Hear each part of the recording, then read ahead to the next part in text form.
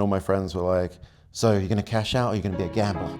And I was like, oh, I don't know. And I was like, what I'm hoping for. yeah, I was like, yeah, I'll be a gambler. Like, yeah, I'll give it a go. Me and my buddy, we making all of this money. Yeah, I know it's rude to be bragging. They never catching us slacking. Me and my buddy, we good? We're good. Send us to the internet. All right, guys, welcome to Table One Podcast. Super co-host Justin Young, regular co-host Art Parman, and a very special guest, Chris Moorman's with us today. If you don't know Chris Moorman, I don't think you like poker. I think that's the only way to put it. He's been around not as quite as long as I have, but he is kind of one that first tier online player that came into poker, and I don't know. He's well known, regarded. He's the reason you don't like the little green avatar on full tilt if you used to play back in the Gecko. He was my man. I ranked so good on that site. Bring it back. I've been playing poker half my life, so it's kind of, yeah. Wait, how many F-tops do you have? I'm just... Only two. Only two. And they're none of them in No Limit Hold'em. And I don't play the other games. I won one in a PLO Rush tournament, and then somehow I chopped one, this is the smallest F-tops ever, a Limit Hold'em F-tops, full ring, with Nick Petrangelo, and we chopped it for $6,000 each. 6,000? Wow! And you got the official trophy. You're the F-tops victor. Yeah, as we were jersey, they give them the gold jerseys. Huh? Yeah, as we were chopping, actually, like you're trying to do the negotiations, just because it was kind of a waste of time. It's the end of the session. Yeah, who cares? And I didn't I basically got dealt a really good hand in like Ace King or Aces or something. As I've been less. And then I'm like taking all his chips. I'm like, honestly, I wasn't trying to scum you for like $300. But yeah, it happened. Didn't even get even on the session. Probably not, actually. Yeah, I'm sure that slate's pretty daunting. All right, so I'm sure you've seen every one of our episodes, and I appreciate it. But just in case you have not, typically what we do is we take our audience back with you to when you were a tiny Chris Moorman, and how you... You're saying I'm big now? You're definitely bigger. Yeah, you're no Gecko. Couldn't squeeze into a little gap. And basically how you went from fine, upstanding gentleman that was probably destined for great things and like doctorism or lawyerism or isms. And decided... Poker saved me from the streets. We got some stories if that's true. like you're a prostitute or... Because, I mean, if you're still selling... No, I just said no future. I would have been in dead end. I was messing up my degree, so, if it wasn't poker, it would have been something else that messed up my degree. I got you. So we just want to take you back, and then we'll get to all your, glorious successes and, kind of where you are now and the future. So, as a kid, did you play games, strategy games, gambling games, anything growing up? Yeah, my parents were big on, they really big bridge players, so we always had card games growing up, and my parents wanted me to learn how to play bridge. I actually did learn, and I was pretty good, but considering there was no competition, I played for England under 21s when I was 14, but there was about 10 people who knew the rules of bridge who were under 21, so it's not that much of a brag. And my sister, she actually refused to ever play it. But I got into it I enjoyed it. But then, you hit that sort of teenagers years and I'm like, okay, you can't win any money from this. All you can win is a bottle of wine and, for first place and some points, for your ranking, which was kind of cool. But I kind of lost interest and then it wasn't, poker was, but when I got into poker, it was kind of similar to that, but 100 times better because you could win actual money and it was a lot cooler. So who was your partner during this? Do you have a friend that played bridge? Yeah, it was basically one of my mum and dad's friends. They had a kid similar age to me, so at least I got to play with someone, because you normally play 2-on-2 in bridge. So I would play with him and we would sort of travel around the country a little bit and play against other. Normally you play against 70-year-old grandmas and stuff, but my dad tried to teach me bridge, but it was the same thing. I was like, you're going to teach me a game that I can't play with anyone other than you, and bridge is a 4-person game. Yeah, my grandmother actually ran bridgeatonce.com, and she taught all the other grandmothers. No, come on, bridgerunners.com. I don't know. But it is actually it's a great game. It's a really complicated game. You have all these different game. systems and stuff, so it kind of prepares you a little bit for poker in the sense that there's all these different strategies you can use. So yeah. But yeah, we I don't know how it was in England, but in the back page of the paper, there's a sports part, and then on the back side, it would have like a bridge hand, and Yeah, like yeah, whatever. you have like a- one no trump, like whatever. Like Similar, go like around a and, puzzle, like a bit like a crossword Exactly. puzzle. Yeah, one of those. Yeah. So yeah, I that's the only reason I like to learn bridge when I was a kid, because I want to do that, not to actually play it. I think I actually only played it like 3 or 4 times, but my dad and I would do the puzzle every morning. Yeah, either way, that's cool. Bridge player. They're old guys. The newspaper. You're really targeting our audience right now. I like it. So after bridge, you're 14. Like, surely you're like, oh, I'm going to be, I don't know, physician? What are you gonna No, the only thing I actually was okay. I went to like a really smart school. You had to Essex, do, well, that was my university, but like sorry. the actual School. school, you had to do a test when you're like 10 years old to get in. And the only reason I got in was because I was really good at maths, so I got like full marks in the maths section, but the English section I sucked. But I got into this really smart school. I was like, my problem was though, I hate, like, I went to lived in a small village before that, and me and this other girl were like by far the sort of smartest in the class. We'd go back and forth between being 1 and 2.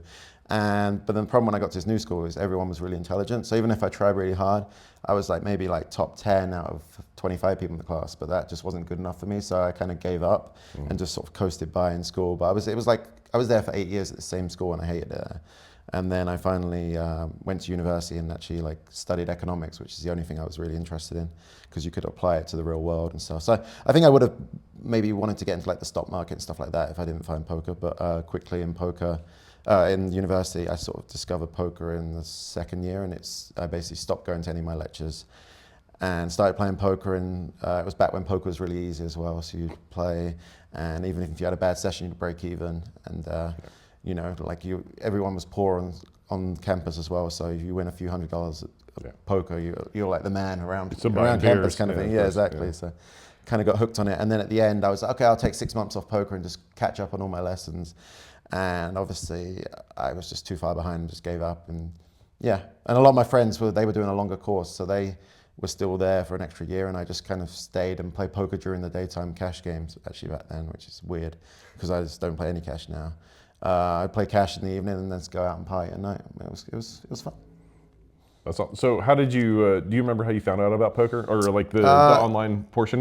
Yeah, I was in like the university pool team, and we were going out for the national championships. Like, and on the way home, it was like a long bus, like 5-hour bus journey. And one of my friends had like a student newspaper, and there was this advertisement on the back about this Victor Chandler poker tournament, and if you won, like the winner would get a seat to this free roll in London.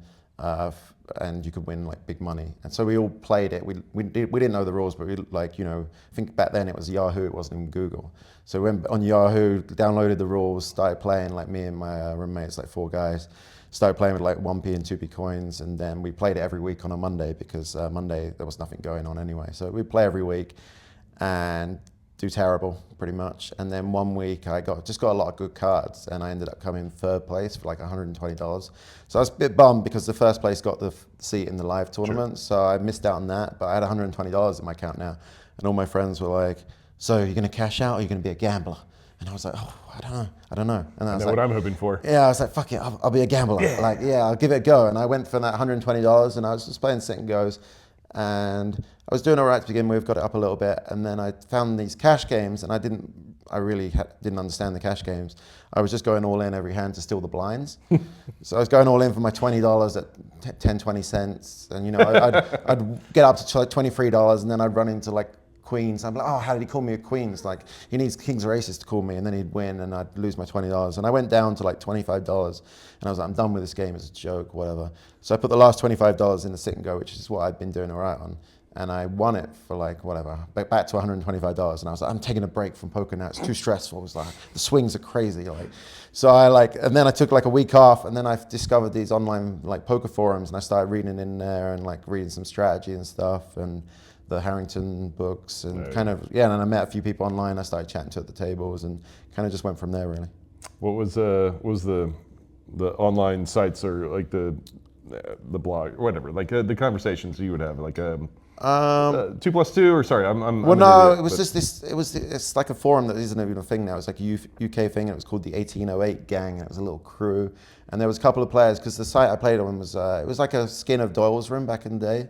It was called Victor Chandler Poker, but you could like, you basically made your whole profile and you told everyone about yourself in there. And like, I remember I had a little stat every time I got a royal flush, I'd update it, and I'd have like 57 royal flushes and all that stuff. I have 57? I have way more. Like I have so many royal flushes. How did you lose it's a insane. poker? Yeah. Like, I don't even remember ever having more than 2. I've had so many royal flushes and I don't even play PLO much, so it's insane. But so like, but it was like a community, and then you play against these people online. And I remember I was playing cash games mainly to begin with, but when I'd actually figured out not to go all in all the time.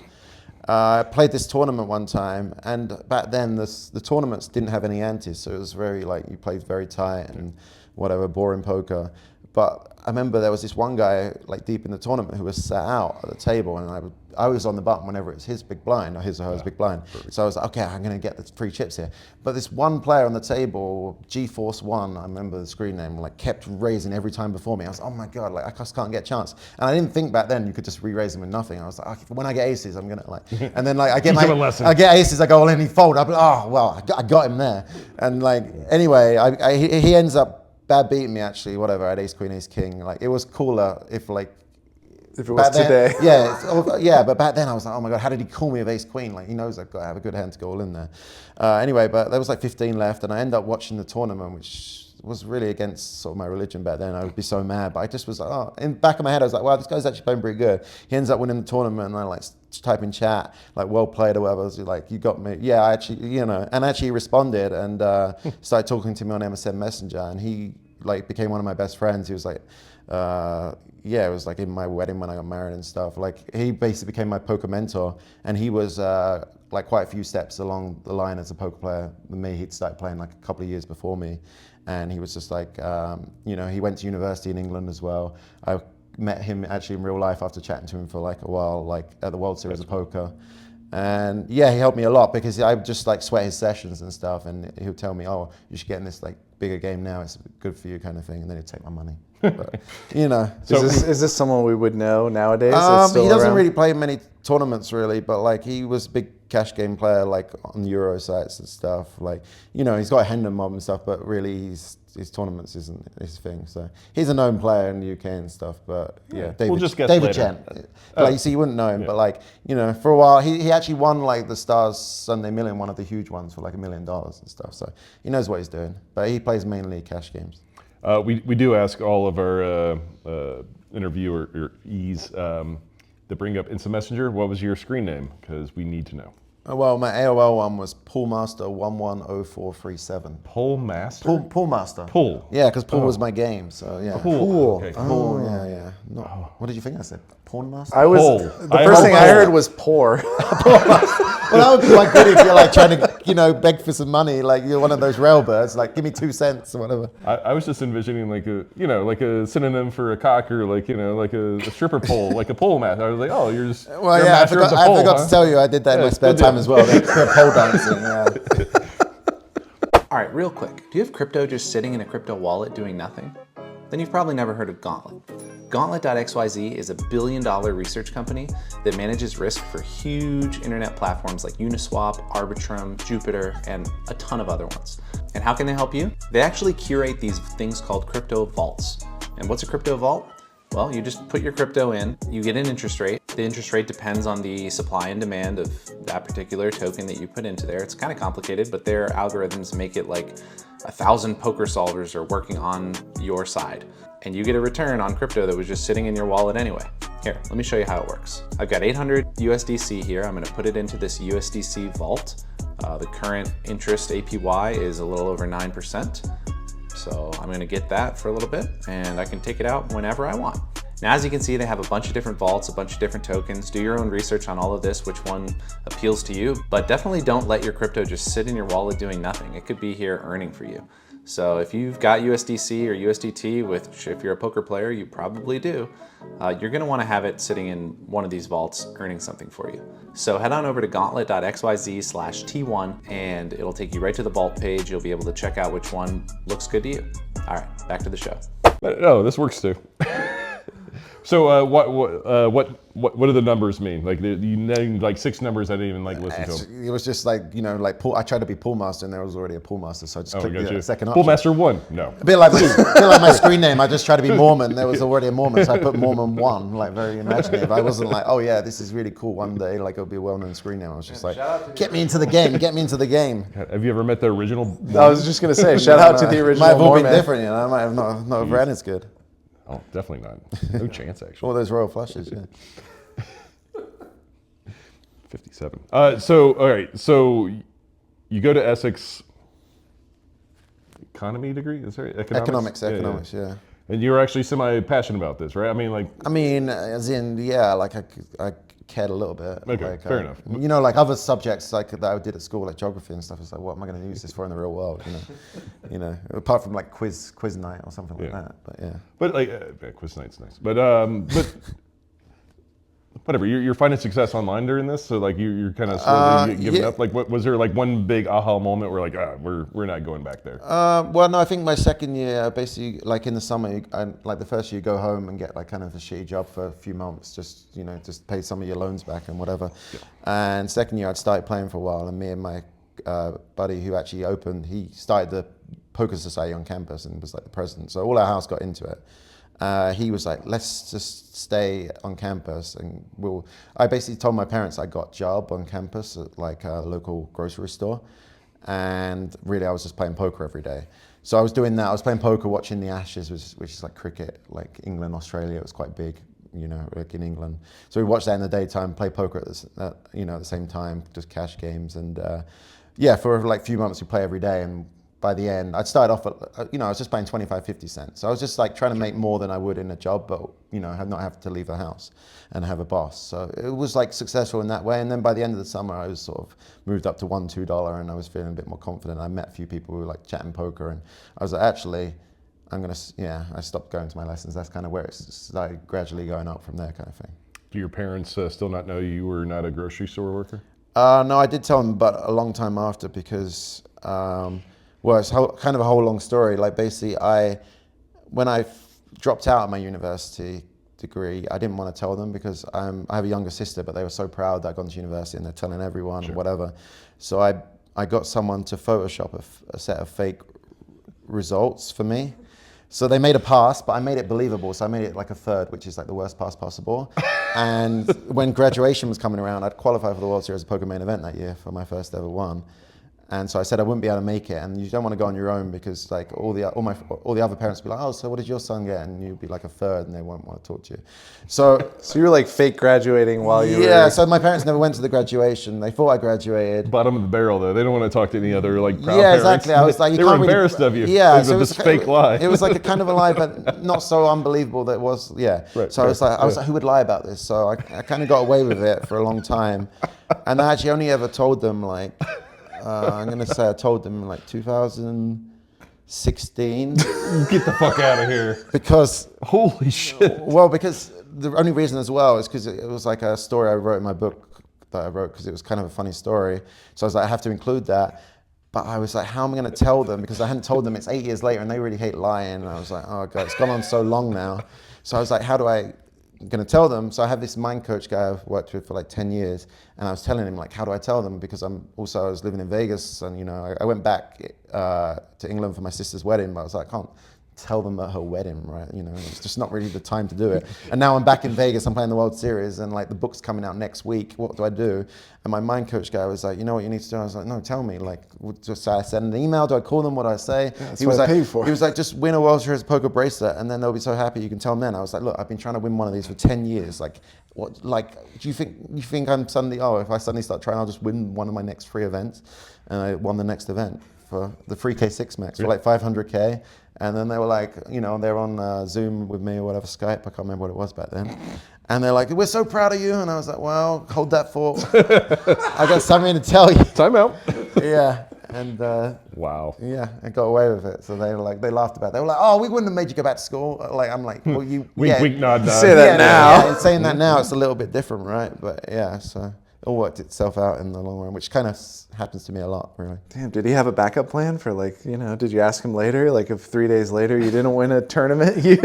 Well, actually, you got to write them a note. Yeah. You should have just grabbed the mic at the wedding. It's like, I have a speech. This only applies to Just my send them the parents, book by the and way. go to page 56 in the book and read that. And then give me a call in like 10 minutes. Yeah. Oh goodness! And I don't want to gloss over the fact you won a WSOP bracelet. We were gonna get to that eventually, but what a cool one to win, by the way. 3K 6 Max is a sexy event. I'm not gonna lie. Yeah, it was like the last year. It was a real event. Now it's a turbo. So back then it was actual real tournament that took like 3 days. And now you just sort of they register and you're in the money in 3 hours. So it's kind of every time I play it, I'm like, oh, this stupid tournament. And then used to be good when I won it. Obviously, I'm still in there every year, like doing a couple of bullets, but like donating back. But yeah, I'm glad you're a curmudgeon like me. That's good. Yeah, you have to be, don't you? All right, we'll go back a little bit. So, okay, you're lying to your parents just every time you talk to them. Every time. Like there's good preparation for being a poker player, right? Every conversation, you're working on your bluffs.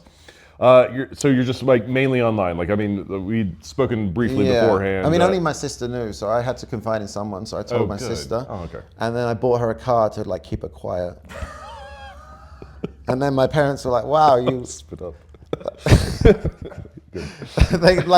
By this point they knew I played poker, but they didn't know about the whole story. And they're like, "Oh wow, that's great! You could buy her a car." And like they didn't know I was buying her silence, basically.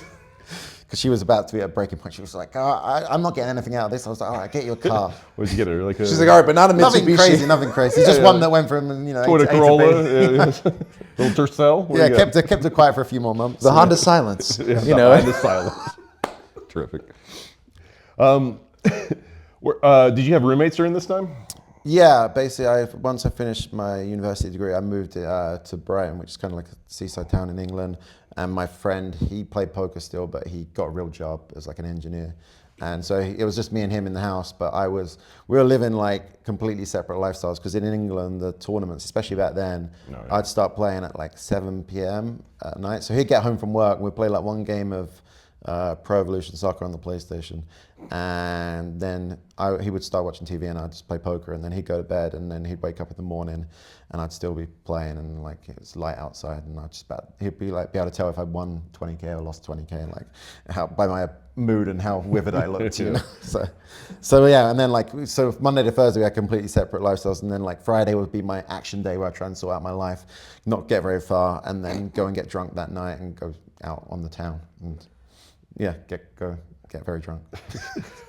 I mean, I know it wore on you a bit. I had to, but like, did it wear on you? Like, like keeping that vampire lifestyle? Yeah. I did that for like 4 or 5 years, and then I was like, and I was doing really well at poker. It was like the hard thing back then was like it was really hard to ever take time off, because even when you did badly, it was like you break even. So every time someone would be like, oh, let's go and do something, you sort of were trying to evaluate whether it was worth, like, oh, is it this person's birthday party? Is it worth me missing out on this tournament and all these other like tournaments where people are just playing terrible?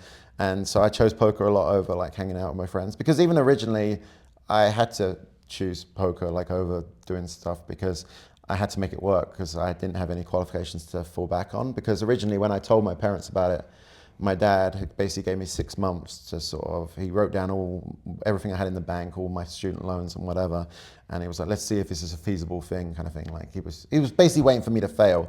Right. So every time all my friends, I was 21, be going on a night out on Friday night, and I'd be like, no, it's the best day to beat all the drunk Americans. So I'd have to stay in, play them and take their money. And then that 6 months, I showed him like my bank balance. I ran pretty good. I wasn't even playing tournaments, and I was just playing cash games. But I played every day and ran pretty good, and like he was like, "You got to teach me this game." He was like, "You're an idiot." Yeah.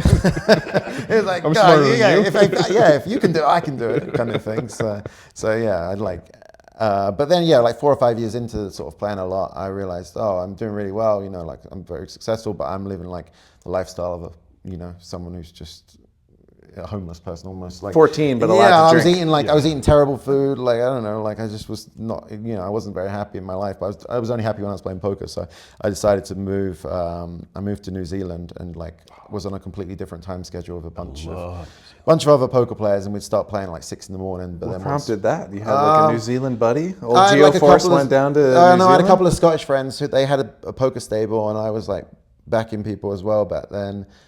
So they said, oh, you want to come down? Like obviously you could teach our horses a thing or two about poker, and we all got like a couple of houses next to each other in this cool town. They were showing me pictures and it looked nice, and they enticed me in with the weather, and I just decided to go down there. I was like, okay, what's holding me back here, kind of thing. So I went down there and loved it. And like the time schedule was completely different, but it was, like I start playing 6 in the morning, finish at 3 or 4 in the afternoon, and then go out, enjoy the sun, and be able to. The only bad thing is when I try to play the next morning at 6 in the morning, like sometimes you play after drinking and fall asleep mid-session and whatever. But I was doing okay, so it wasn't like the end of the world. So. All right, guys, quick break. We just wanted to promote the fact that we got a nice invite from POKERGO Studios to run a Table 1 stream game from the January 21st to the 25th, 6 p.m. till 10 p.m. while they're running their PGT series. If you want to sign up, you just go to table1.vegas/POKERGO and you fill out the form. We are going to be streaming every day from the 21st to the 25th. From 6 p.m. to 10 p.m. The reason we're streaming then is because they are going to be streaming all of their final tables from the kickoff series, PGT, and after those are over, we're taking over. Oh, wait,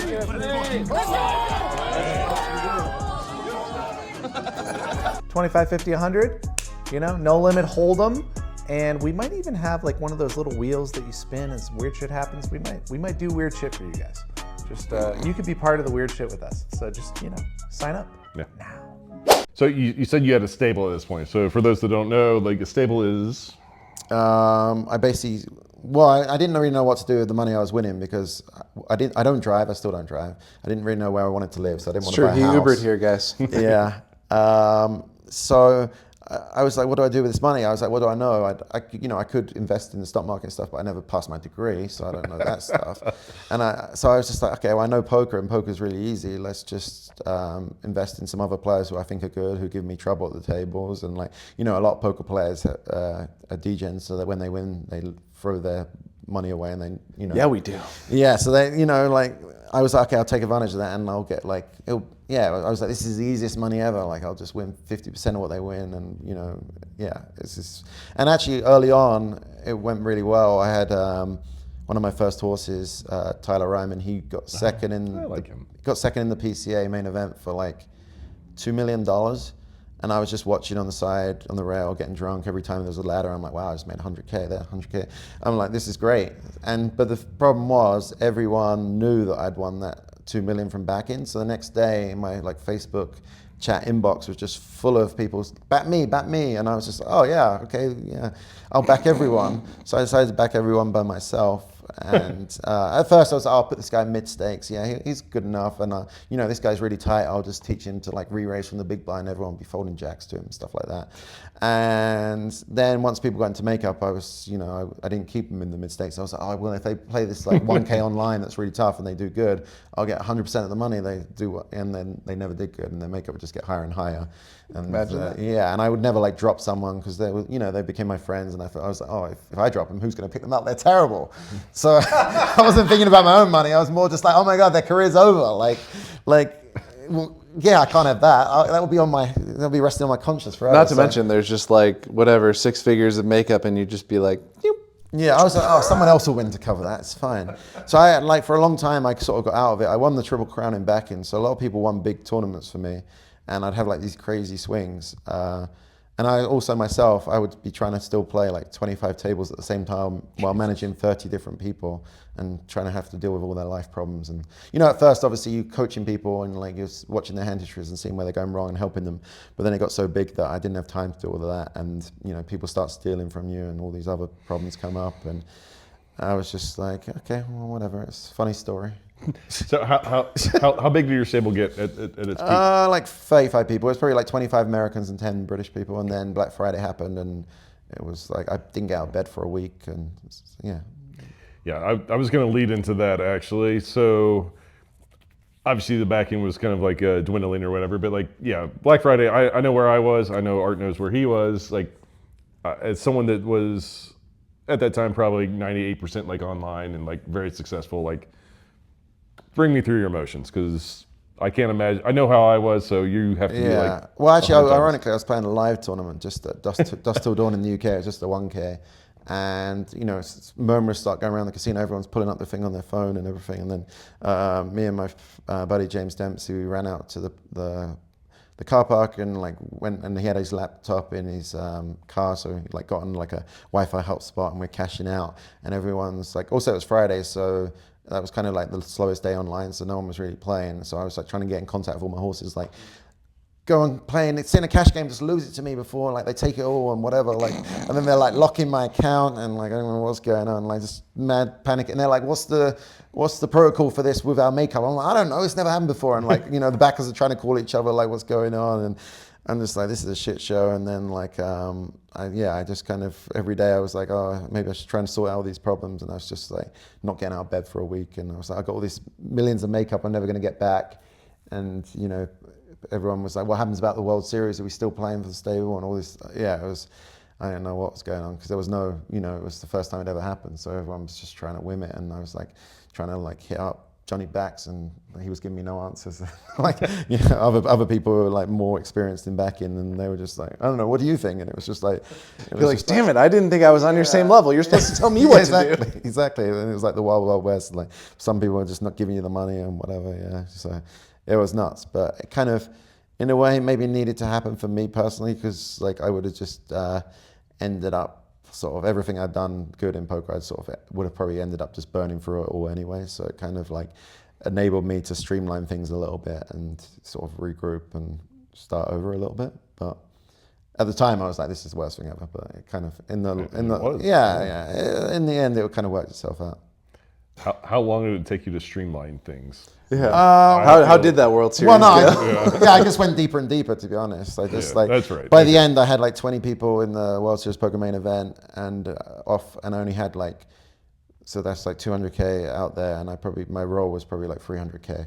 Jesus. So I was like 2/3 in on the World Series, and then like I did actually have the chip leader going to like day 5 or something, and someone asked me, what happens if he doesn't final table? I was like, oh, don't worry about that. Like, and then the next, he went from chip leader to out in like the same day, and then I had to like just drop all my horses, start all over again, and not play live tournaments for a year, play like $10 rebuys. Like in my head, I was like, this will be really fun because like the money will mean stuff again. Yeah. But actually, in a way, it was really tough because people got a lot better, and like you're playing, you know, $10 rebuy with 5,000 people in it, and you come 11th at like 5 a.m. in the morning. It's like you hate the world kind of thing, and like thanks for the $800. $600. Yeah. But in my head, I was like, oh, this is gonna be great. But yeah, it was definitely. It was a tough thing because you like also I'm skipping all these live tournaments. I'm seeing this person win. I'm like, I'm betting him. Like, but I didn't want to go down the route of selling action and stuff like that because I'd been the backer and I was like, oh, I don't want to hit a big score and like have to give half it away and stuff like that. So I was like, okay, I'll just rebuild my bankroll. It'll be fun. Like, you know, I don't have any family and stuff, so it's not like the end of the world. But actually, it was really hard mentally to sort of, because you felt like an idiot. Like I was like, oh, I had all this like money like saved up. I could have invested in something smart. And, you know, I had my dad in the background going, I told you so.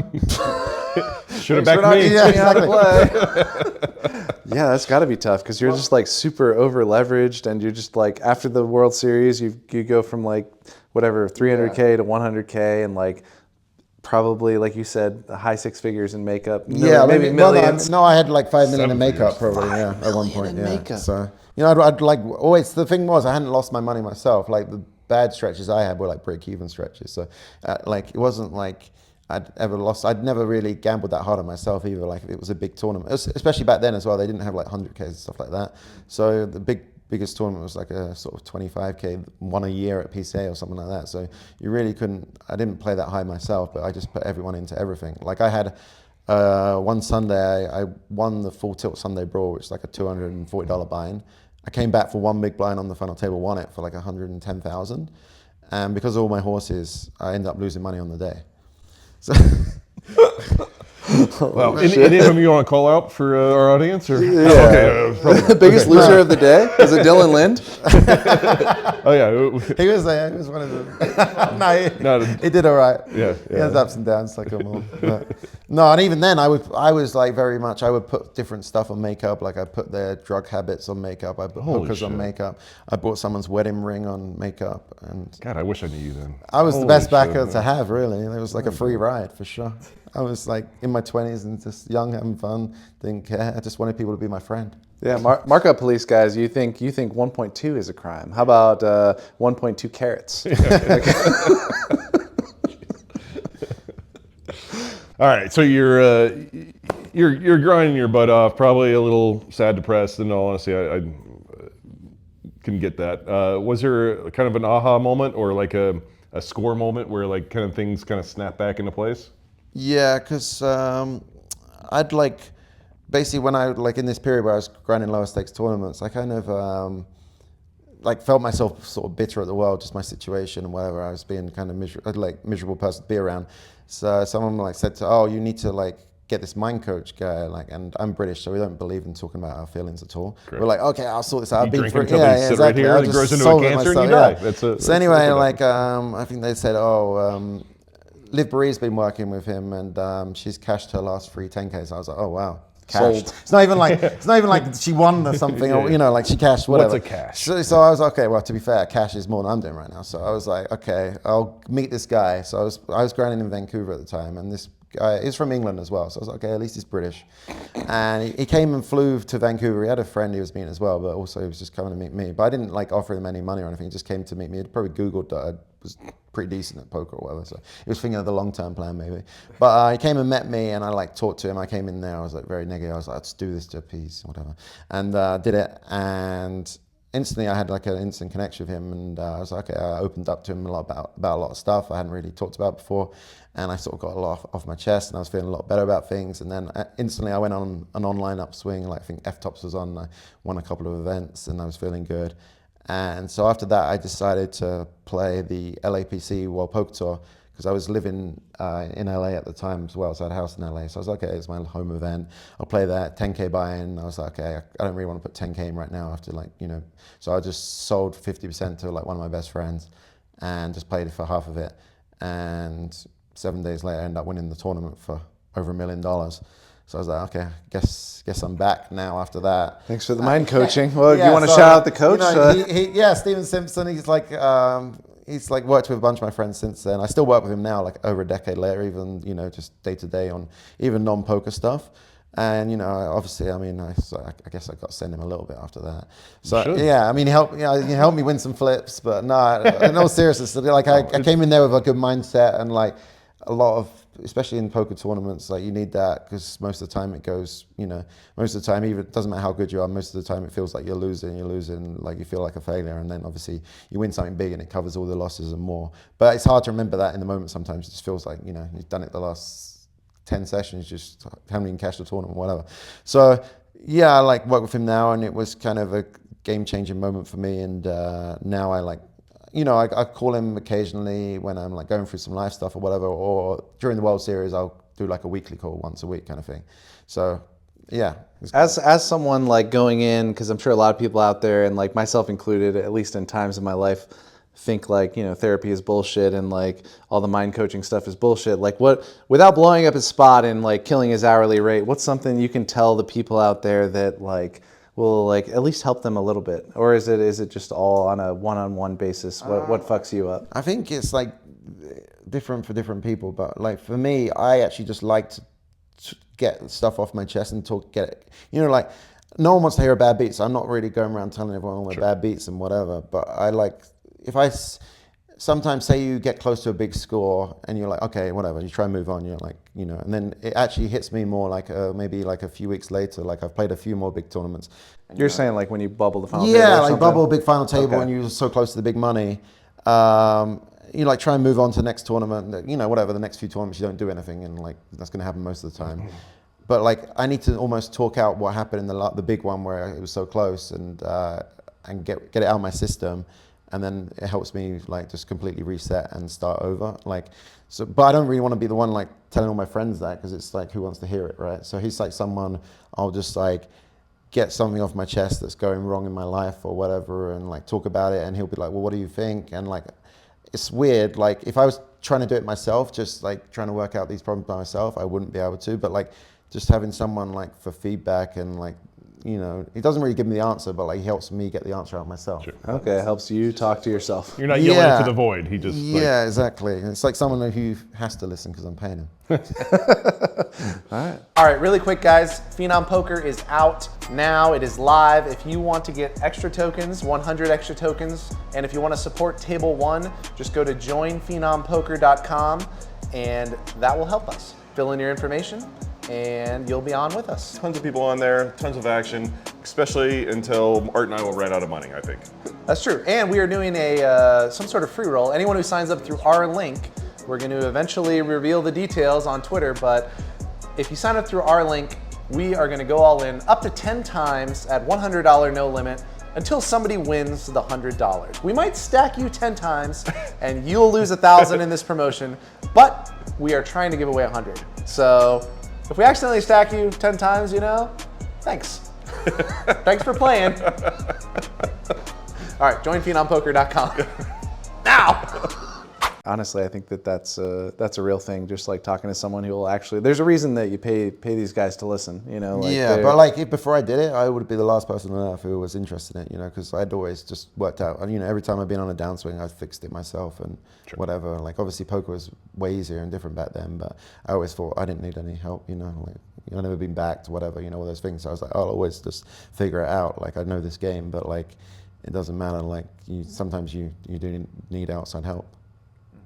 100% you need outside help. And like, I'm a bit older than both you guys, but you guys are probably pretty close to the same age, I think. How old are you? Yeah. 44. Oh yeah, I'm 39. So. Yeah. Nart is. I lose track. 1986. I'm about to be 39. Yeah. But yeah, I mean, just the longevity of anyone to make it in this career, and I use that word very loosely, I think. I think you have demons just inherently. Like it doesn't come easy. It's not all just rainbows and sunshine. And we've had a few guests where it just is, and we're very angry at those people. Just in general, like they're just like, oh no, what's a downswing? I have no idea what you're talking about. You just discipline, bankroll management. Yeah. You just if you got 100 buy-ins for all your stuff, then what's a downswing? It's just a few buy-ins. You're fine. Exactly. But like, generally speaking, like everyone goes through like rough patches, and it's a scary time. Like I speaking very much from experience. Like I've gone through it like 3 or 4 times, probably 5 now. Either way, but like it's tough to kind of figure out what's going on. Like are you playing bad? Are you just whatever? Like there's just a host of like things that just like eat away at your soul, and like having like a sounding board, which you found, which is amazing. Or drugs or alcohol, for instance, like, you know, can help in the short term, but it's a scary thing for a professional poker player. Sorry, I think that's more about me there. Yeah, I don't know. Keep talking. You want to go through your last final table bubble with me? me? We're not interviewing me anymore, I don't think. Just get out. Chris, it's better out than in. Oh, I'm going to win tomorrow. I can feel it. Yeah, well, only if you tell us a couple bad beats. I might go play the $800 win tonight. Who knows? I might win this thing. Put it out in the universe. So anyway, that's awesome. You got help. I don't think most poker players would have the hubris to be able to admit that they have a problem. When I say a problem, you know what I mean. Like, you know, want to be able to work through something as opposed to be able to just fix it by themselves. I think that takes a lot of humility.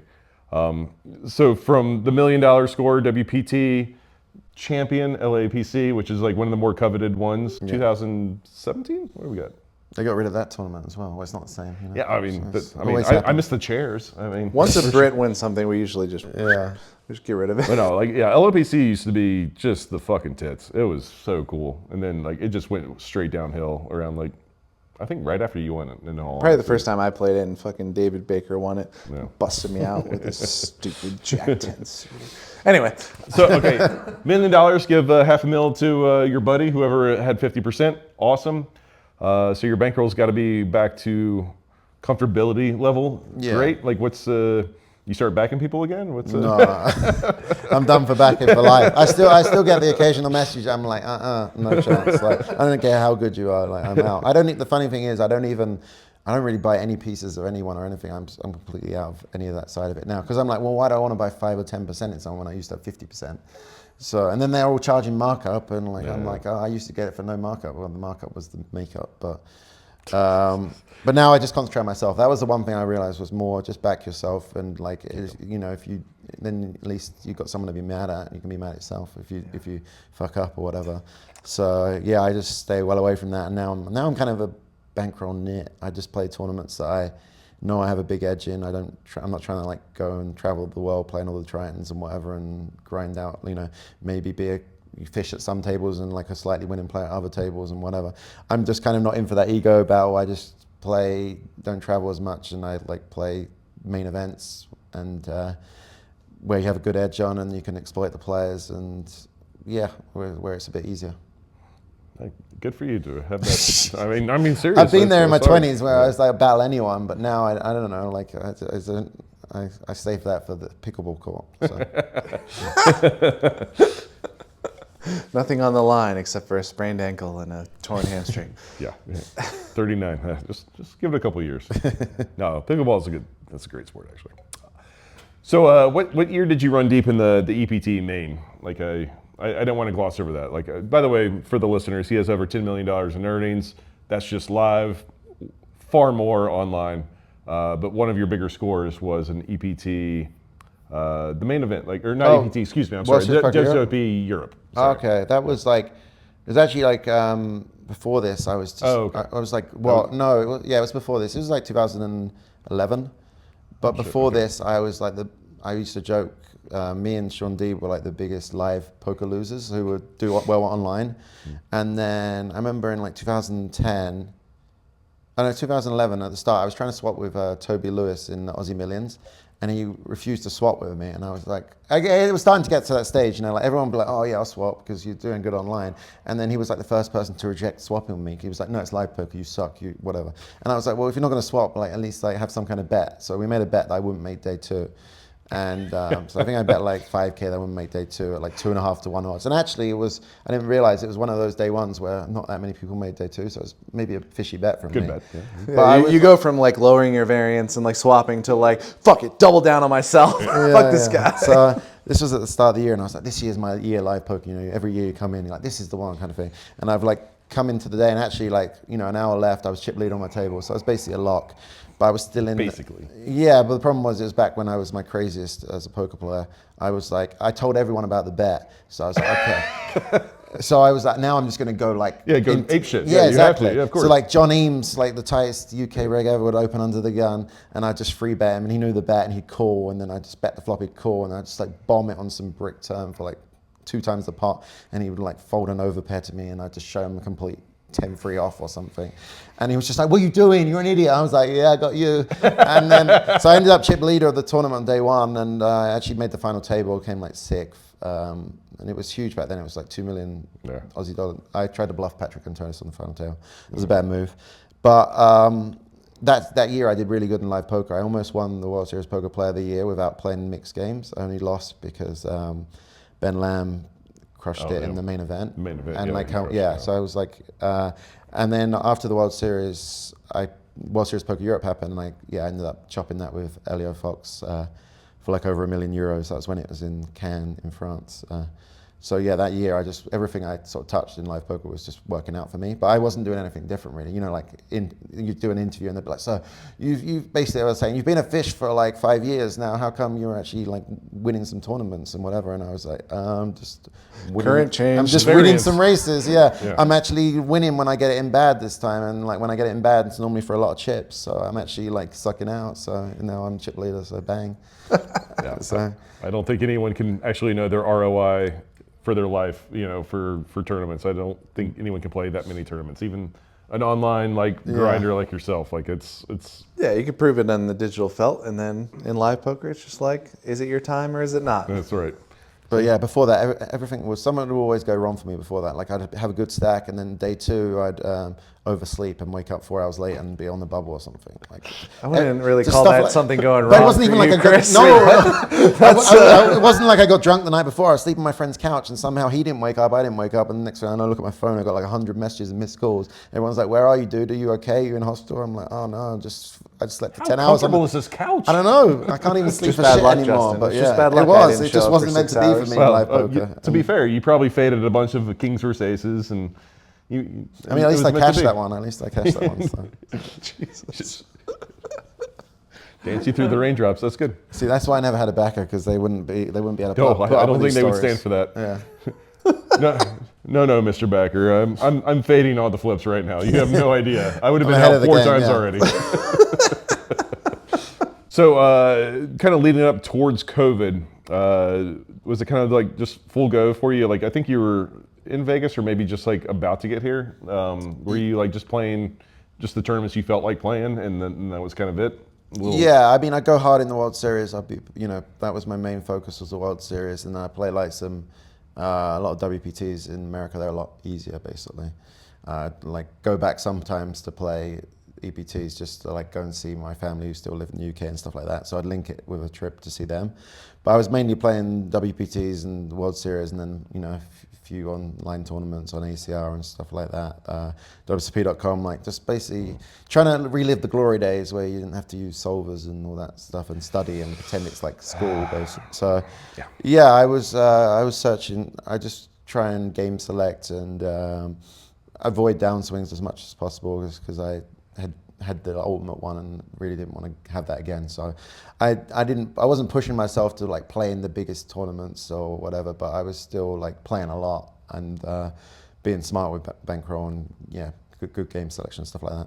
Yeah, good for you. Boring, basically. It was it's really good. Like, I mean, I still haven't learned that lesson. Every time my bankroll increases, I'm just like, yeah, I could triple that. Like, yeah, recently we had Mariano on, and he was like, yeah, I wanted this ultimate heater, and now, I think I'm just done. I'm just gonna play like medium high stakes. And it's like, well, but you never like went broke though. Yeah.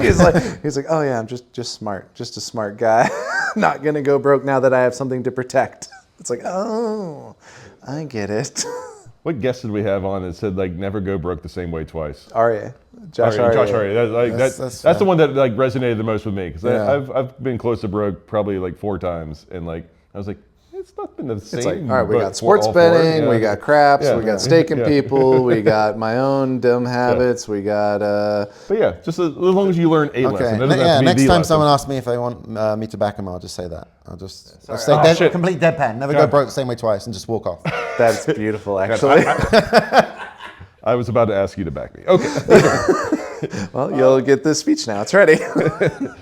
So how did COVID treat you? Obviously, it dried up all the live stuff. Yeah, did this happen during COVID? Was this ACR? COVID? Yeah, I think just before. So I just played a lot online, actually, and actually had like my best ever year online. It was insane. I like, every day felt That's like a lot from you. Holy shit. Yeah, every day kind of felt like a Sunday, and like I was always, like, when you've been in poker a long time, it's a bit, I had a lot of friends who sort of lost interest in the game, but I always loved the game.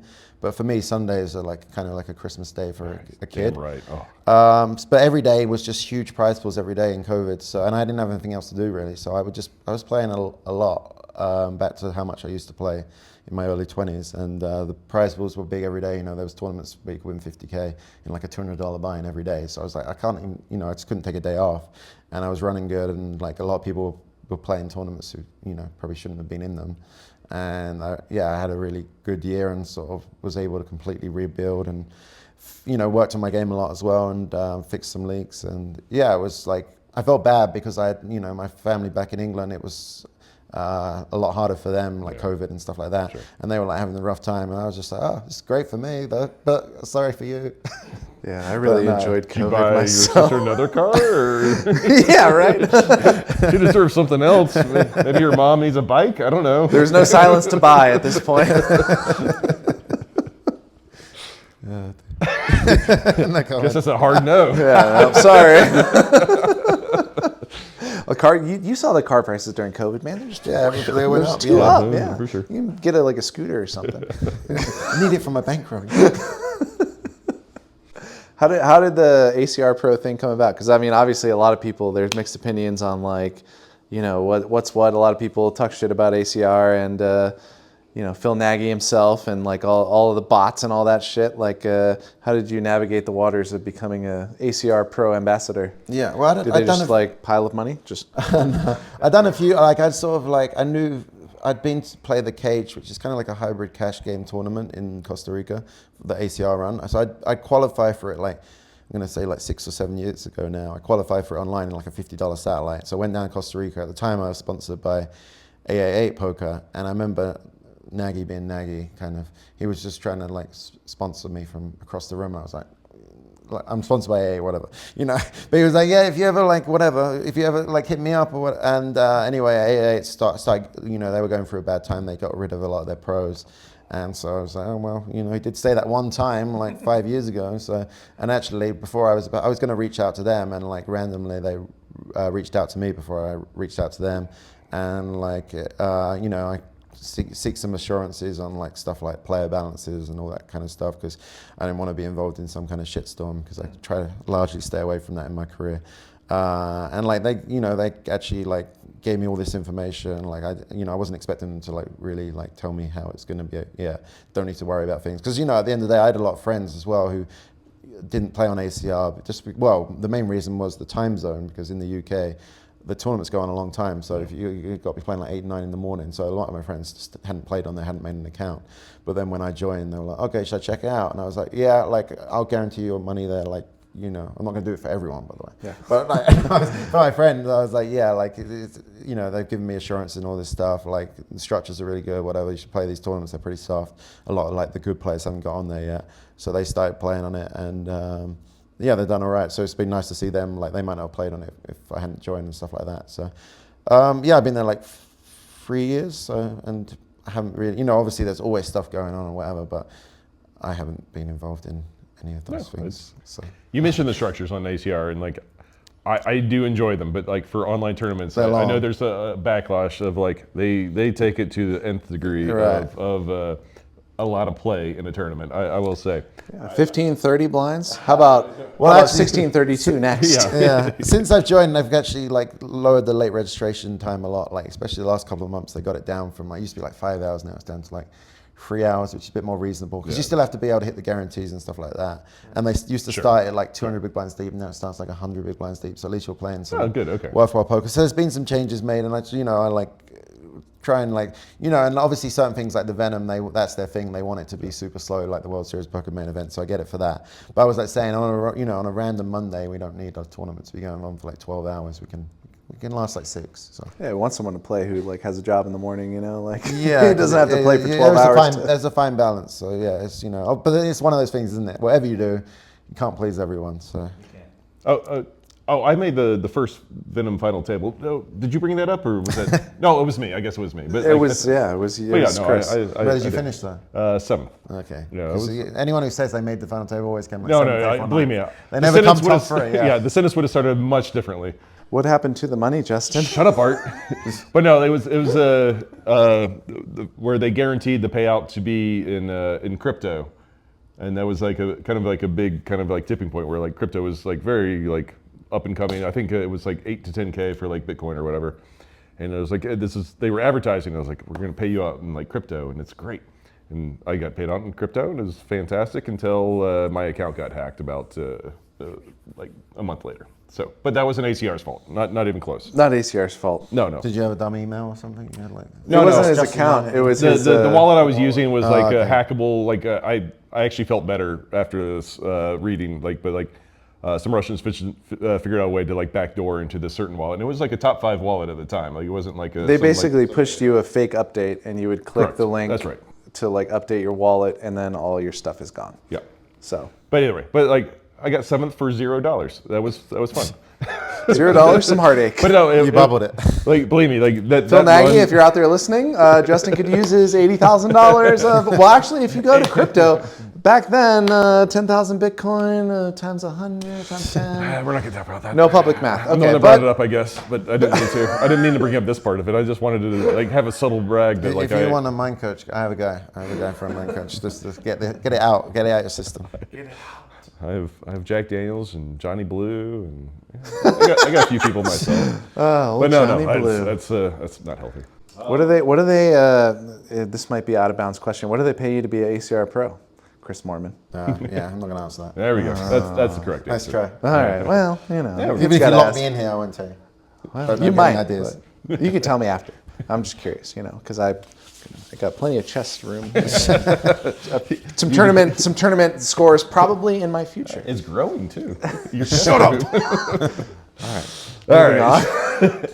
I definitely want to touch on, because like this is going to come out right before the Wynn main event, WPT, and I love that tournament just from front to back. Just let me say that. Nice. But you final tabled it last year, so you're coming up on your 1-year anniversary of coming in 4th. Did I make that up? Okay, 4th place in like one of the biggest, sickest like tournaments of the year, like of the last decade, really. In all honesty, like You got fourth place for $2 million, basically. $2 million. So I basically nearly doubled my biggest ever score, and I didn't even come top 3 in the tournament. So it's a weird feeling, right? Because obviously you're that close to, like, you want to win the tournament at that point, but you can't really be mad. Plus on the final table, I just I kind of got dealt out the tournament a little bit. Didn't really have any spots. I like pulled off one big bluff that worked, so that was good. And like, if I hadn't gone for that, maybe I feel differently. But I didn't really have any regrets, which, in tournament poker's very few and far between. So in a 7-day tournament, you can't be that mad. Especially stacks get shallower as people like concern themselves with ICM and whatnot. But like, it was a quite stacked final table. And just no one would bust as well. Like, it was 6-handed final tables, so we're all guaranteed $1 million. So at that point, you're like, okay, you're winning regardless, right? So, but we played 6-handed, and like, I think 4.5 hours later of 6-handed play, we're still 6-handed. And I went from like 2nd in chips to like 4th in chips at this point. So you're thinking, oh, please don't come 6th. Yeah. And it was started off really deep stat. Like Lucky Chewy was like chip leader of 140 bigs, and I had like 90 bigs. And then the other stacks were like 40 bigs, and there was a couple of short stacks with like 25 bigs. But like, obviously to come 6th or something after having 90 bigs at the start of the final table would have been a bit of a disaster. But then I was in an ICM coffin against Chewy a little bit, because you're not trying to get it all in pre with like. Sure. Apart, like, you're only trying to get all in with like one hand, literally one. So like, you can't be like going crazy free bet on every hand, because it's just like bullshit. So yeah, it's just a weird dynamic, and the stacks are getting shallow, no one's busting, it's all getting a little more crumped up. Everyone's now got 30 bigs, and it's like, oh god, okay, let's flip for millions. So what do you think about ICM? Like, are you a firm believer, or do you think there's some like kind of loopholes to take advantage of people that truly believe in ICM? Well, I wish it didn't exist, but also fair. I get it, but like, and I'm always checking out, was this ICM improve or whatever, but like, I think people actually take it way to the extreme now. Like, everyone's like, they're trying, like, I don't know, like, they've got 13 or 14 big blinds, and they think they can get away from all these like cooler situations. Like, oh, like, I don't know, like, some guy opens, say they open mid position, they're the chip leader, right? And now they've got like a pair of 8s. They're like, oh, well, actually, I'm blocking his like raise folds, like his queen 8 and his king 8 that he's going to be raise folding. So actually having an 8 is bad in my hand, so I don't want to rejam this hand, because I actually rather have like ace 2 or whatever. And so when really this guy's opening like 90% of the deck. Yeah, and he's like, got queen deuce suited. Sure, whatever. Like, you have to try and chip up still. You don't, like, there's a guy sitting there with 5 big blinds who might bust, but then they double, and then you're mad at the world. Like, why didn't I take this spot? And then you lose the flip and you come 8th, and you're like, why didn't I just get the reshove and win the pot 95% of the time? So I think people take it way to the extreme. You obviously have to understand it and like be smart with it and not just torch stuff. But I knew I liked you. All right. Yeah. So, but like that final table, Dan Sepiol, Lucky Chewy you mentioned, Ben Heath, Artemis Trojan.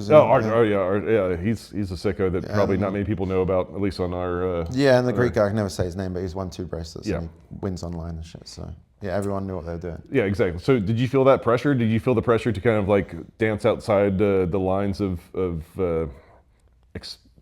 what's expected, I suppose? Yeah, I mean, well, it's like, it felt like, actually it was more less to lose, because sometimes say you're like on a final table where you feel like you're the best player, you're almost like trying to be risk averse. Whereas on this one, which I think, was part of the reason Sepio ended up winning and doing well, was, at the end of the day, if you bluff and it doesn't work out and you come 6th, no one's going to be like, oh, you blew it. Like, you still had an amazing score. Like, there was no guarantees. No one's giving their chips away, so you kind of had to go for it. And like, play a bit recklessly, like, you're still trying to play good ranges or whatever, but you're willing to sort of the loose A game. Yeah, you're willing to go for it in a ton of spots and not feel too bad about it if it doesn't work out, because no one was giving away chips. So yeah, actually in that sense, it wasn't.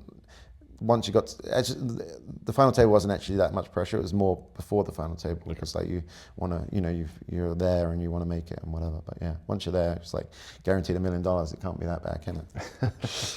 I like that. Did you complain after? Like, I mean, 4th place. I mean, there's still like another $3.5 million up top. I mean, of course I moaned to someone. Right of course I said, why didn't they give me back cards? Oh my god, like, when I re-raised a king 3 off, how did he have ace king? Like, yeah, like, come on, I did. I block all those good hands. Yeah, like, of course I said a few things like that, but no, I remember actually I had a hand against Sepio where like 18 left, and whatever, you're going to get like maybe a 100K score at this point, but I'd been having kind of a bad year, so like 100K scored, I still probably would have been like break even on the year or down or small or whatever. And I had a hand where I had a top set, and I basically lost to one hand, which was like 5-3. And he was in the big blind, so he could have it, right? But like he was check raising me, putting a ton of money in. I had pocket jacks on a jack high board, so I'm loving it. And then the board paired the river, and we got the rest of the money in or whatever, and he did have 5-3. So, I was one card away from being out because I wasn't going to be folding. You would have called off the rest anyway. Yeah, of course. Put it in. So, fair. so like, that river card saved me, and like, I could have been out for dust in like 18th, and like, at the start of the year as well, I'd come like 18th in the big 25K Platinum Pass Bahamas. So it would have been like, oh my God, if I came like 18th in the 2 biggest tournaments a year, then I would have had some moans, but at least Simpson would have had his work cut out for him. All right. Well, speaking of that event, not that we're plugging the Wynn or anything, I just think it's a really good tournament personally. Like, what are you going to play? You're going to play. Obviously, you're going to play the main. You can't just like get fourth and try to get better. But are you going to play like the entire series? Like, what's your plan for December? I'm just going to play when I want to play. Like, just if I wake up and feel like playing. I'll obviously play like the 1K Prime, like 5 million guarantee or whatever it is. Like, you have to be in that one. Yeah. That's like kind of my bread and butter tournament, like a huge field. If you do 5-6 bullets, who cares? It's, it's not even a buy-in for the 10K. It's not the end of the world. Obviously, at the moment, you'll be like, oh my God, I'm in this thing for 6 bullets. But like, like 2 days later, you're going to completely forget about it. So those are my kind of tournaments where you risk a little to win a lot. So I like those ones, like the big fields. But like say some days, like there'll be like a 3K, 6 max, 250K guarantee. I think I saw it on the thing. I love 6 max. But, I might play, I might not. It depends if I feel like playing poker that day. So those are the ones I'll take or leave. Like, they're still good tournaments, but the big main events is kind of what I'm all about. So I'll play all of those, the ones where, you can win 100 times or more what you put in. I'll be in all of those, like max bullets. You like, I mean, I guess you just said, but like you enjoy like the bigger fields, like do you find them easier to like navigate through? Like, I mean, I know there's a lot of like landmines, like, I mean, it's just going to happen, tournaments are tournaments, but like you enjoy those more than like 100-person field at POKERGO Studios. It's like a 5K buy-in or something like that. Yeah, 100%. I just kind of hate small fields because like, I like to, like part of the reason I stopped playing cash games was because I didn't want to lose a lot. I basically want to risk a little to win a lot, and like, whatever, end up losing most of the time, but it doesn't really matter. And these tournaments, I like kind of trying to fix these unique problems that come up. Like you might never play this person again. So you're like, okay, I'll just take this really exploitable line where I'm never bluffing by doing this sizing, but whatever, they're going to call me. And or do something, or like, I'm just going to go all in the river here because they just never call, even though like I'm representing nothing, but like I just know this person will never call off their tournament, stuff like that. Whereas, like say you're playing POKERGO, like I play them occasionally and stuff, but like, you're like, okay, you have to worry about being balanced here and like, oh, in the future, like so I prefer more just like playing people, just random players and having to, like not get into a spot where, like you see a good squeeze spot and then you sort of look down at your cards and you're like, I have the wrong hand to squeeze with here.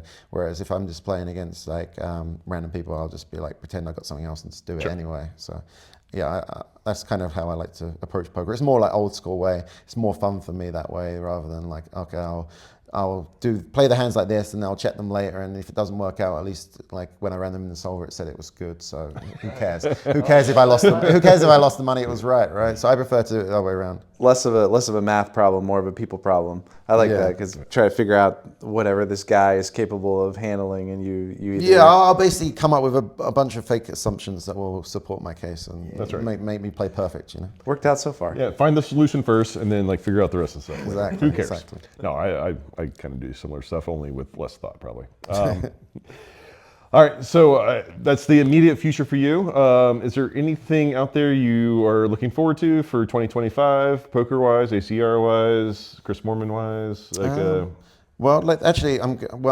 ACR just started doing this. I think it's gonna be pretty good actually. They did it last month. It was like obviously a few teething problems because it's the first time they did it. They're doing like a monthly cash game online, like with all the Team Pro stream. They're gonna have like a leaderboard. They're gonna have like put the password out on social media and like have just random people jump into the games. It's all gonna be streamed, cards up. I actually couldn't make it last time because I was playing the LAPC, but I heard it was like a big success. So they're gonna do it every month. It's gonna be like 5-10 cent all the way up to $5-10. So nice. you can actually play for some real money as well. And then also, you can play against Chris Moneymaker at 5-10 cent, like, which is obviously, a lot of people's dream kind of thing. And like, you can see everyone's cards, and I'll actually have to work on my cash games a little bit because I've actually played cash games once in Vegas since I've been here. And ironically, I got signed up for some POKERGO game on like the Facebook Live thing. Oh, yeah. For a second, I thought you were in the game, but I don't think you There's were. a chance I was at the Friday Night Lights thing, or Yeah, I don't think you played that week, maybe. But anyway, I played, and it was 5-10, and I actually straight away I got it in with Ace King, like a tournament fish, and ran into Kings. And I'd already said I only run it once because I'm a tournament player. And so I was like, okay, I only brought 8K as well, and I've already sat down with 5, and I'm like, I'm going to have to reload for 3K, and I don't really know anyone in the game that well, so who am I going to borrow money off or whatever? Thinking of all these things, and I just hit in the ace anyway. So so I was stacked there, and then Randall Emmett was in the game, and he was playing crazy as usual. He was making it 200 every hand, and I managed to like cooler him in the spot where I trips over trips, and he was like, how many times do you want to run it? I was like, well, I only run it once, but it's up to you because it's the biggest part I played. And he was like, I'll do it 2 times. I was like, okay, only because it's you, like, sure. When I was really like, yeah, I'll take 2 times. And I held both times, so I won like some 27K pot or something at 5-10. And I like cashed out for 30K, and I was like, oh, wow, that's nice. I won like 23K, 22K or something in a 5-10 game. And then they were like, so you playing next week? I was like, no, I'm just going to hit and run. Like, this is as good as it gets, right? Like, I don't know, like it's not, normally it's going to be kind of boring. I'm going to win 1,000 or whatever, lose 1,000. I don't know, it's not going to be that exciting. I was like, this is as good as it gets. It was nice, but that was my one, that was One my and done. one hit on cash in the last 10 years, really. So, but I'll have to jump into the cash game streets again, so I'll probably be donating this a little bit. Speaking of donating, Table One has a cash game. Oh, yeah? Oh, we do. We have one coming up. Sorry. Yeah. It may have already been an ad that's run since you've been watching this, but I'm January 21st through the 25th, we'll be at POKERGO from 6 to 10 p.m. playing our normal game in front of Who have you got in the mix? hundreds of people. Literally hundreds. Literally hundreds of dollars worth. It's a lot of the friends we've accumulated over the years. You've blackmailed a few people? Yeah. It's Could be you. We might need an ACR Pro in the mix. A Moorman that hasn't played a cash game in a while. Just don't study up too much. You can wear your magic underwear. Wait, what? Well, Mormons wear magic underwear. Mormons versus Oh, is Moorman. it not the same thing? Maybe, I don't know. He was drinking some alcohol recently, I saw. Okay, what do we got here? Is that the pod? Has it been enough? You guys, has it been long enough? Should we get anything else out of Chris Moorman? Is there another gambling story? Something that kind of sticks out as far as... Well, I have one like when I was rooming my roommate and he had like a real job. So like it was Wednesday, random Wednesday. I just didn't have anything to do that day. So I was, I'll play online. But like I was already at the stage, I've been playing a few years and I was like, oh, there's nothing exciting to play today. I need to juice it up a little bit. So I made a post on Pocket Fives, which was the main poker forum back in the day. And I was like, okay, what odds will people give me to win a poker tournament online today? It has to have at least 100 people in the tournament. And I just thought I get a bit of action down. Like this was like 24 hours before I, played the session. So I was like, no, I'll get a few, like maybe $5,000 down, like just to make it a bit more interesting. And next thing I know, like a bunch of people came in there and everyone wanted to bet on it. And I was given, I think I had like 2.5 to 1 odds. So every 10K someone put down, I would win 25K. 2.5 to 1 to win a tournament? Yeah, but I was going to be playing all day, like all night session. And I'm going to be playing a high variance style. Okay, I'm going to be playing for the win. Right. And I had to give them, a good bet, right? Because no one's going to want to do it. Sure, and I was winning a lot of tournaments back then. So I was like, I wasn't trying to shark everyone. I was just trying to make it more interesting. So a bunch of people came in there. Raincar, remember him? The guy, the crazy bulldozer. Yeah. He came in there. He wanted to put 20K of action down. A few other people. So I think I had like 50 or 60K. So I would have won like 125, a spoiler, I didn't win. I would have won like 120, 130K if I'd won it. And well, I did actually win a tournament, but the tournament only got 94 runners. Oh no! So that sucked. Dear God, I would have... But when registration closed, I was trying to punt it. I kept trying to punt it, but I kept winning. So it would have been different, right? And then I remember the last tournament of the night, I had a couple of final tables, but it just didn't work out. And then the last tournament of the night, it was, it was like 6, 7 a.m. in the UK now. Starts dawning on me that I'm down like 7 or 8K on the session. I'm also down 50 or 60K in action. So I'm like, this is a bad Wednesday. But I'm still in this $50 tournament. It's used to 12K for first as well. It's like, it was the full tilt 50-50. It was like the last tournament of the night. Yeah. Over 1,000 people. I'm down to like 15 people. There's someone in the chat as well who's like, it was back when people didn't really know what was going on as much as well. So like fold to me blind and blind, the guy would have 10 bigs. So I mean, I'm shoving like, basically everything because they weren't calling correctly. And then there's people in the chat going, he's shoving any 2 cards, calling with like king 2. Yeah, I'm just like, what the That's so fucked. Yeah, everyone's against me in the chat and whatever. And then I make the final table and I'm like forehand. I'm like, this is it. I'm like, yes, everything always works out for me. I'm like, this is great. Like, this is so good. All these people, they thought they won money and then bang, I'm going to take it from the 9th hour. And then I fucking bluffed it off in 3rd place. And I felt, that was probably one of the worst feelings I ever had after making a bluff. I've actually wiped the hand from my memory now at least, but for the longest time it would always come up to me, this stupid bluff. And like the guy tanked for a long time and then called and just like, I remember like he called and I was just sat staring at the final table and literally just as the tournament finished, my roommate woke up and he was like, oh, how'd your Wednesday go? I know you said you weren't going to play, or like, did you end up playing? I was like, yeah, I'm down $65,000. And then I was like, enjoy your job today, whatever. Like, just come loose. I'm just like, don't wake me up if you get home. Like, whatever. Don't wake me up when you get home at 4 in the afternoon. I'm going to be sleeping for like, yeah. So I was bitter about it, but. Well done. That's back when I used to DJ. I'm so glad you asked that question, Justin. That's a good story. That's the pot. Yeah, all right. All right. Thank you guys. Me and my buddy, we make it all of this money. Yeah, I know it's rude to be bragging. They never catching us slacking. Me and my buddy, we working hard for this money. Whoa, you know I've been in my bag. Yeah. Buddy, I got it like that. Yeah, y'all better stop. Me and my boy gon' climb to the top. Sidekick game like Calvin and Hobbes. Batman and Rob.